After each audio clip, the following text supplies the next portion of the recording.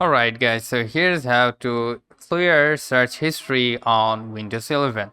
So let's get started. First of all you're going to do is simply go to the three dots on the right upper side corner, and then from here you need to select the settings. Alright, then from here you need to go to the privacy and security.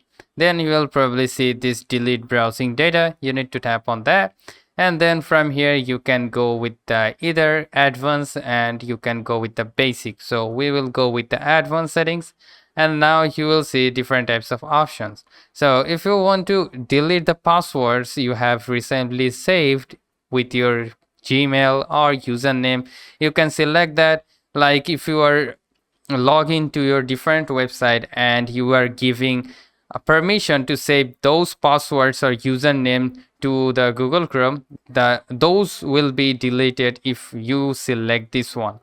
All right, so I'm not going to do that, and here is the time range. So if you want to delete all time you can select that one, but if you want to delete for the last 7 days you can do it from here, but I'm going with the last 24 hours.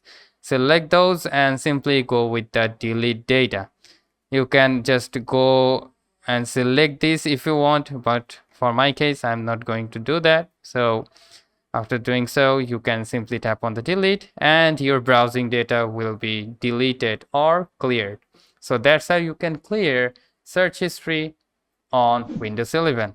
So hope this video helps. If yes, please leave a like and we'll see you next time.